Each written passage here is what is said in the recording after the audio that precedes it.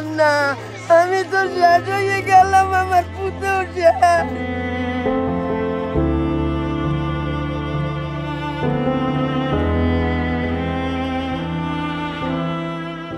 করাইল বস্তির আগুনে প্রাণহানির কোনো ঘটনা না ঘটলেও সর্বস্ব হারিয়ে নিঃস্ব এখন অসংখ্য পরিবার, যাদের নতুন আরেকটি দিন শুরু হয়েছে খোলা আকাশের নিচে।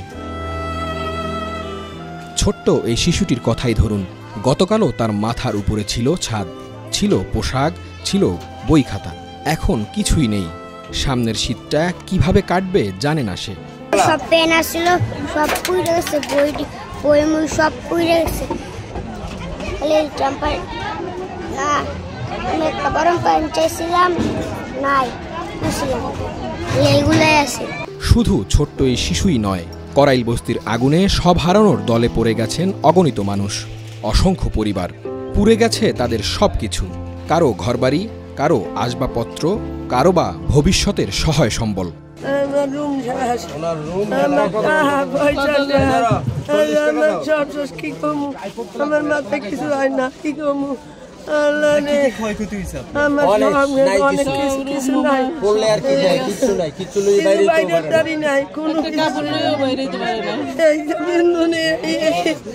আমার নিজের হাত ক্যাশ যা ছিল, আমি অফিস থেকে আইসা কিচ্ছুই নিতে পারি নাই, নিজের কাগজপত্র সব কিছুই পুড়ে গেছে।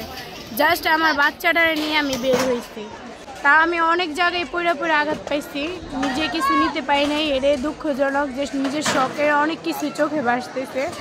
ঘর থেকে বাইরে হওয়ার আগে নিজের ব্যবহার করা নতুন কিছু জামা কাপড় সব কিছুর দিকে চাইছিলাম, মনে হয় এখনো সামনে আসছে আমার।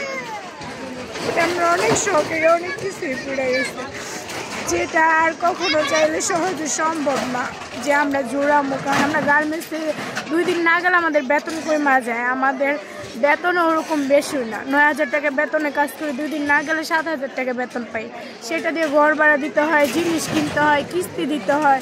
এই যে এখন পুড়ে গেছে, কিচ্ছু নাই, বালিশও নাই যে আমরা শুমো, বাচ্চা নিয়ে রাইখা নেবো, কিন্তু আমাদের কিস্তিটা অবশ্যই দিতে হবে। করাইল বস্তিতে বসবাসরতদের বেশিরভাগই শ্রমজীবী। দিনের কাজ শেষে সন্ধ্যায় বাড়ি ফিরেন তারা, কিন্তু 25 নভেম্বর সন্ধ্যায় ঘরে ফিরে ঘর আর খুঁজে পাননি অনেকে। চোখের সামনে দেখছেন আগুন কিভাবে গিলে ফেলছে তাদের ঘর।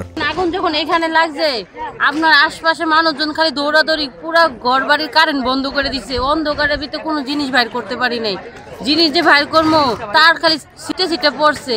এই ডরে ঘরে ঢুকতে পারি নাই, কোনো জিনিসও না। ঘরেতে 20,000 টাকা, 2টা মোবাইল, কোনোটাই বাইর করতে পারি নাই, সব পুড়ে গেছে। আপনার যে ফায়ার সার্ভিসটা আস্তে আস্তে 3 ঘন্টা লাগাই লাগছে।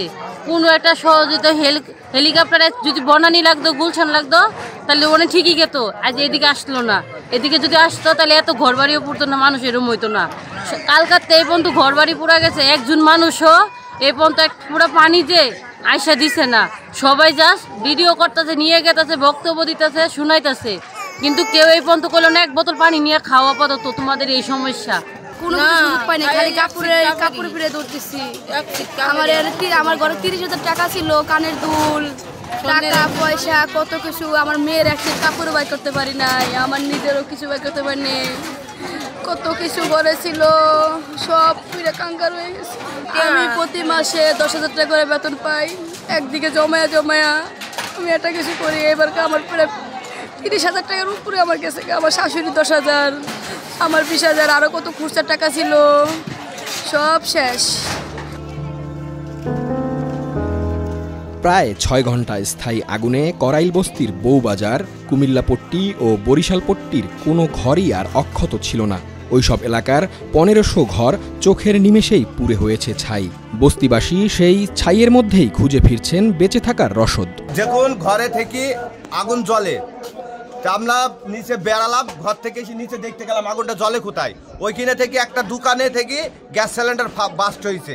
ওই দোকান থেকে আমরা আবার দৌড় মেরিয়ে এসে কোনো জিনিস আর বের করতে পারিনি, পায়ে স্যান্ডেলটাও নিতে পারিনি, সব পুড়ি শেষ। এটা সব অসহায় মানুষটা থাকে। আজকে দেন ভালো ভালো ভিআইপি লোকের বাসা বুয়া পাইতেছে না, দারুণ পাইতেছে না, এরিয়ান থেকেই যায় সার্ভিস দিতে, তো তাদের ভালো লাগে। কিন্তু এডিসি রে তো বলতে পারতো, এডিসি তো টাইম দিছে, জবের লোকের সবাই সাক্ষী আছে, কথা বুঝতে পারছেন ভাই? এই গ্যাস সিলিন্ডারের কারণে আজকে এই ভয়াবহ এই দুর্ঘটনাটা হয়েছে। আজকে যদি গ্যাসের লাইনটা থাকতো, প্রতিটা বাড়িতে সারাদিন কাজ কাম করে এসে রান্না বান্না করে, আজকে এই গ্যাস লাইনটা থাকলে এই সমস্যাটা হইতো না। আগে আরও কয়েকবার আগুন লেগেছে করাইল বস্তিতে, তবে এবারকার আগুন স্থায়ী ছিল বেশি, ক্ষতিও করেছে অনেক, যা পুষিয়ে উঠে আবারও জীবনের স্রোতে ফিরে আসতে নিঃস্ব অসহায় এই মানুষগুলোর সময় লাগবে রাষ্ট্রের সহায়তা।